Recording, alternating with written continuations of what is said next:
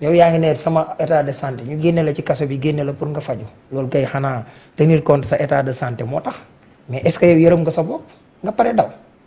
bu demoon île verte di Cayman yi wala nangam wala mu dem Mexique wala feneen ak feneen wala mu dem Bolivie nag wala Colombie tey nuñ ciy jote te dossier bi daa war a leer. muy noonu moom Doro Gueye lu ci mënta nekk rek daal dinañu ko teg loxo Thioune dañuy ñëw rek ci leneen mu di conférence de presse bu Barthélémy Dias mi ngi annoncé ne 16h bu jotee dina amal benn conférence de presse mais ci mairie de Dakar la koy amalee fi nga xamante ne ni l'autre jour bi mu ko fa bëggee def fa lañ ko bañalee woon. moom Barthélémy je pense que boobu léegi dana changé wu fi. waaw changé wu fi mooy décision soppiwul. Décision bi amoon le 11 le 12. Donc il y a absolument aucune nouvelle décision contraire à celle du préfet. Alors puisque amul décision bu bees je vois pas pourquoi moom possibilité def conférence de presse boobu fekkente ni dañoo sukkandiku ci këyit bi nga xamante ni mooy bi préfet bind muy tuddee ko déclaration de démission du conseil municipal Barthélémy Dias à la mairie de ville de Dakar bu dee këyit boobu vraiment bu dee tubaab la ñuy làkk moom te ñi koy dégg luñ ci bind su demee tamit du dugg benn du def ñaar xamul lacrymogène day tàkk xamul dañuy baare xamul lu ñuy def xamul dañuy bloqué xamul lu ñuy def waaye du dugg pour une raison très simple ma wax la li tax du dugg ku mu neex na mun nga werante léegi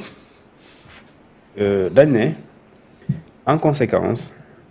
mooy lettre bi préfet bindoon le 11 décembre 2024 daf ne en conséquence conformément aux dispositions des articles du code électoral portés en première référence ce sont les articles L29 L30 L277 du code électoral cité dans une lettre du 10 décembre 2024 mu ne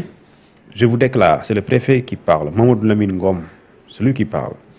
je vous déclare démissionnaire vous c'est Barthélémy Dias je vous déclare démissionnaire de votre mandat de conseil municipal de la ville de Dakar à compter de la date de notification de la présente donc la date cette présente là lui a été notifiée avec un procès verbal ñu tuddee ko le procès verbal de notification et de remise d'acte ça c'était le quelle date justement c'était le 12 si lettre boobu ñu ne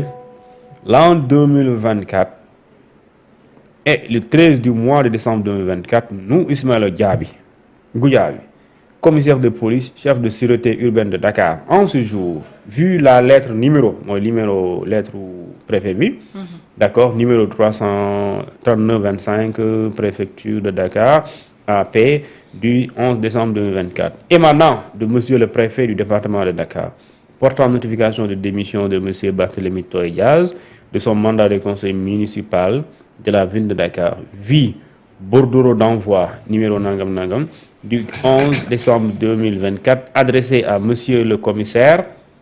central de Dakar pour notification à l'intéressé et enregistré sous le numéro 295/C/CCD SRSP mooy référence yooyu en date du 11 décembre 2024 lu bare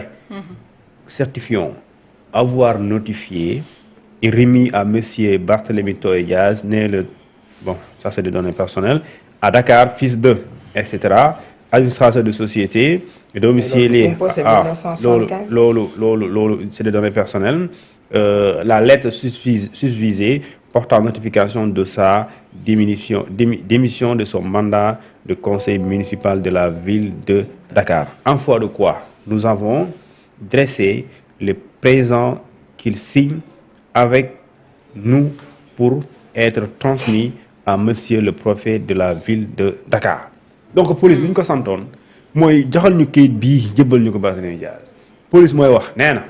bi ma préfet santé loolu def naa ko woo naa ko bu ma ko convoqué ñëw na bu mu ñëwee tamit signé na te bu mu signé jël naa acte bu maanaam signature décharge bi yónni naa ko préfet moo tax préfet léegi moom mooy yore la sécurité des locaux tey kooku mu adressé lettre boobu mu nekk le concerné Barthélémy Dias dañoo déclaré Barth démissionnaire donc dans les locaux soo fa ñëwee mën na fa ñëw en tant que citoyen parce que à la limite c'est un Dakarois il faut l'accepter mais bu fa ñëwee en tant que bëgg fa indi en tant que maire de la ville de Dakar c'est là où se trouve le problème parce que selon cet acte de notre procès verbal bi ak lu ñu tuddee démission boobu Barthélémy Dias n'est pas considéré comme un maire il est considéré comme c'est un Sénégalais d'ailleurs mais sous les yeux de la loi appuyé par ce communiqué et le communiqué du préfet et de la police Barthélémy Dias du maire de la ville de Dakar parce que bu njëkk bi dañu ne c'est à compter de la date de notification de la présente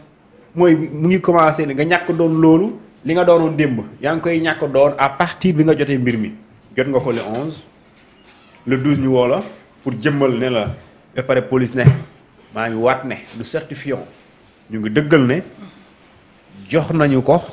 wax nañ ko jox nañu ko ci loolu ñu jox ko sax jox nañ kayit boobu jox nañ ko préfet moo tax préfet moo yore puisque moom moo nekk le dépositaire de la sécurité publique après préfet police boobu doo mës a dégg ñu dem fa lu dul préfet moo réquisitionné police dem leen ministre conseil municipal ba. maanaam mairie ba moom déchargé na ko. waaw signé na ko mu ngi ni mu signé ko kay moo ko signé à gauche dernière fois du cas nous avons dressé le présent qu'il signe c'est Barthélémy Dias avec nous pour être transmis à monsieur le préfet du département de Dakar c'est-à-dire que lii kayit gi bi ñu ko signé mu signandoo ko ak ñun Barthélémy Dias est là à gauche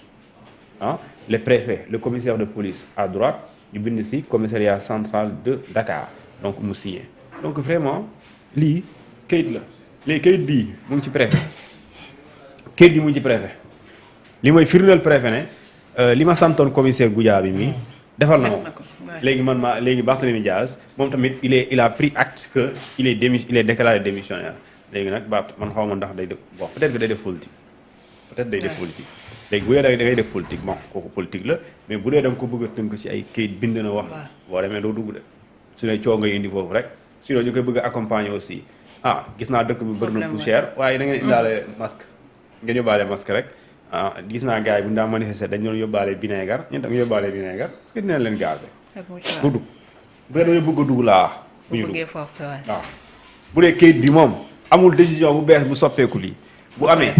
bu soppi lii mën a dugg parce que booba day nekk maire mën na def conférence comme ni nga ko bëggee mais kayit bi tant que soppiwuñ ko mënul dugg def point de presse mënul nekk voilà mi ngi noonu Sa Wolof est-ce que jàppaloo ne Barthélémy Dias ginnaaw